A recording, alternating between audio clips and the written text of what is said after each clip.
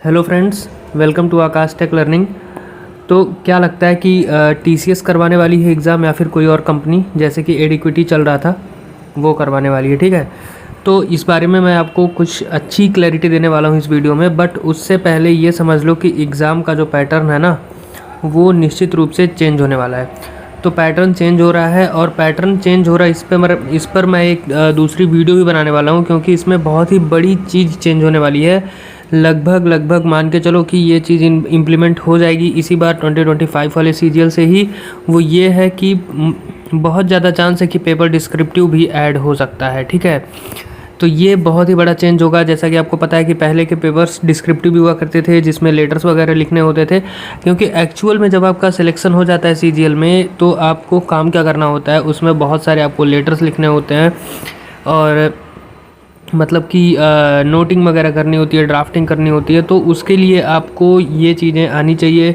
तो मुझे लगता है कि शायद अभी कुछ जो ये जो डिस्कशन हुआ था टीचर्स एंड एसएससी से, तो उसमें भी इन लोगों ने एक पॉइंट रखा था कि एसएससी ने बोला था कि जो लोग सेलेक्ट होकर आ रहे हैं उन्हें उतना ज़्यादा एबिलिटी नहीं है कि ये सब ड्राफ्टिंग वगैरह करने की। तो ये हो सकता है कि एक संकेत हो कि ये ऐड कर सकते हैं डिस्क्रिप्टिव पेपर।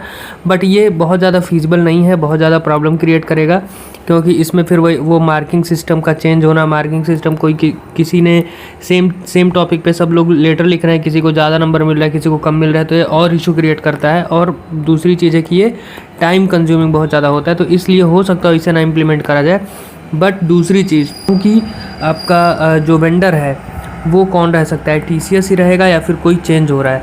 तो अगर एट द एंड की बात करूँ तो मेरे अकॉर्डिंग टीसीएस ही एग्ज़ाम लेगा, कोई भी दूसरा वेंडर नहीं आने वाला है। क्योंकि एज़ पर द कैलेंडर, ठीक है, एज़ पर कैलेंडर जून में आपका आई थिंक 6 या 9 को आपका नोटिफिकेशन आने वाला है, और 13 से 30 अगस्त में एग्ज़ाम होने वाला है। यानी कि कुल मिला जुला के लगभग 90 डेज़ हैं आपके पास में।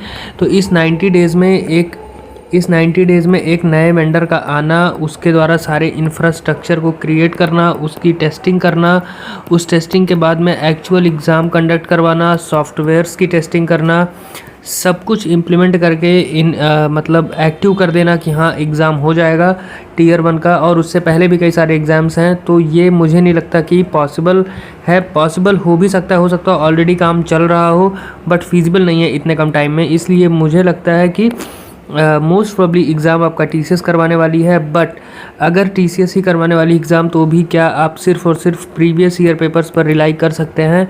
बिल्कुल भी नहीं। क्योंकि रीज़न बिहाइंड दिस ये है कि अब आपका पेपर का जो डिफ़िकल्टी लेवल है वो बहुत ज़्यादा हाई होने वाला है as compare to previous year, खास करके 2024 वाले एग्ज़ाम से। ठीक है, इससे तो आप मतलब अगर आपको लगता है कि आप 2024 के प्रीवियस ईयर एग्ज़ाम्स के पेपर लगा के आप जाओगे, तो वो सफिशिएंट नहीं है।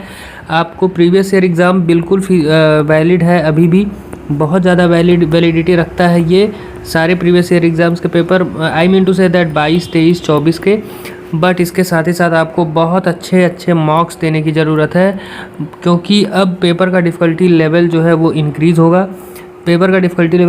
और एक और चीज़ है जो कि चेंज हो सकती है, उसकी भी बहुत ज़्यादा हाई प्रोबेबिलिटी है, वो मैं अभी आपको बताता हूँ। तो देखो, पेपर का लेवल चेंज होगा, पेपर का लेवल डेफिनेटली इंक्रीज़ होगा। तो ऐसे में क्या होगा कि आप जो प्रीवियस ईयर के जो क्वेश्चन पेपर्स हैं उन पे अगर रिलाई करके जाते हो, तो आप मतलब आपके सक्सेस का चांस जो है वो बहुत ज़्यादा हाई नहीं होगा, वो कम होगा। ठीक है, तो ऐसे में आपको क्या करना चाहिए, you should attempt as much as mocks as possible. तो मॉक्स कहाँ से करने हैं वो आप देख लो। अगर मेरी बात मतलब मुझसे सजेशन लेना है, तो टेक्स्ट बुक और ऑलिव बोर्ड इज़ सफिशिएंट इसके लिए। कभी कभी आपको ऐसा फील हो सकता है कि कुछ टेस्ट्स इजी हैं बट बाकी टफ़ भी होते हैं, तो आप उसमें कई सारा वो लोग डिवीज़न करके रखते हैं डिफ़िकल्टी वगैरह कि टफ़ वाला, इजी वाला, मीडियम वाला। तो आप सारे के सारे अटेम्प्ट करने की कोशिश करो। ठीक है, दूसरी चीज़, most important thing is this कि जो आपका 2 घंटे का जो पेपर होता है, जिसमें कि 130 क्वेश्चंस पूछे जाते हैं, टीयर 2 की बात कर रहा हूँ, ये नंबर ऑफ़ क्वेश्चंस इंक्रीज़ हो सकते हैं, इसकी भी बहुत ज़्यादा हाई चांस है। ठीक है, क्यों इंक्रीज़ हो सकते हैं? 130 नंबर से ज़्यादा क्वेश्चंस इसलिए आ सकते हैं क्योंकि इसकी अब बहुत ज़्यादा ज़रूरत है। वो ज़रूरत इसलिए है क्योंकि कोई जो रिज़ल्ट है एसएससी सीजीएल का उसमें जो फ्लक्चुएसन है उसको बैलेंस करने के लिए, ठीक है। ऐसा होता है कि अगर देखो +3 मिलते हैं किसी के क्वेश्चन सही करने पे और -1 मिलता है गलत करने पे, ठीक। तो कुल मिला जुला के लगभग 8 नंबर का डिफरेंस आता है एक सही क्वेश्चन वाले बच्चे में और एक गलत क्वेश्चन वाले बच्चे में। इसकी वजह से क्या होता है कि किसी का अगर बाई मिस्टेक सिली मिस्टेक कुछ हुआ और कोई क्वेश्चन सही हो गया या गलती से गलत हो गया बाई चांस, तो वो पूरा का पूरा कंपटीशन से आउट हो जाता है, ठीक है। तो अगर कोई अच्छा है जो कि सेलेक्ट हो जाना चाहिए था, वो भी सिर्फ 1-2 मिस्टेक की वजह से आउट हो जाता है, तो उसे इन द कंपटीशन रखने के लिए क्वेश्चन नंबर ऑफ़ क्वेश्चंस अगर आपने बढ़ा दिया 130 की जगह पे मान लो 200 हो गया या 150 हो गया या 180 हो गया, तो इससे क्या होगा कि डाइवर्स एक तो सबसे पहली बात है कि आप एक लंबा चौड़ा जो सिलेबस है उसको कवर कर पाएंगे क्वेश्चंस में, तो और सिर्फ 1-2 क्वेश्चन पे डिपेंड नहीं रहेगा किसी का सिलेक्शन, वो पूरा ओवरऑल काफ़ी बड़ा सिनेरियो क्रिएट करेगा, ठीक है। तो मुझे ऐसा लगता है कि ये मेजर चेंजेस हैं जो कि इसी बार से इम्प्लीमेंट होने वाले हैं। पहला बात ये कि वेंडर जो है वो नहीं चेंज होगा, मोस्ट प्रॉब्ली मान के चलो कि नहीं चेंज होगा जहाँ तक मुझे लगता है। दूसरी चीज़ एटलीस्ट सीजीएल के लिए मुझे लगता है कि वेंडर अभी मतलब बहुत ही लेस चांस है चेंज होने का, टीसीएस ही करवाएगी। दूसरी चीज़ आपका प्रीवियस ईयर जो क्वेश्चन पेपर्स है उसकी वो वैलिड है, बट उस पर आप डिपेंडेंट नहीं रह सकते, ठीक। तीसरी चीज़ आपको खूब ज़्यादा मॉक्स अटेम्प्ट करने चाहिए, you should attempt large number of मॉक्स। और चौथी चीज़ ये है कि नंबर ऑफ़ क्वेश्चंस जो है वो भी इंक्रीज हो सकता है इस बार के एग्ज़ाम में। तो ये सारी चीज़ें क्लियर होंगी आपको जब 6 जून को या फिर 9 जून को जब भी नोटिफिकेशन आ रहा है, नोटिफिकेशन देख के, ठीक है। तो ये था कुछ अपडेट जो मुझे आपको इस वीडियो में देना था। मिलते हैं किसी अगली वीडियो में, तब तक के लिए थैंक यू।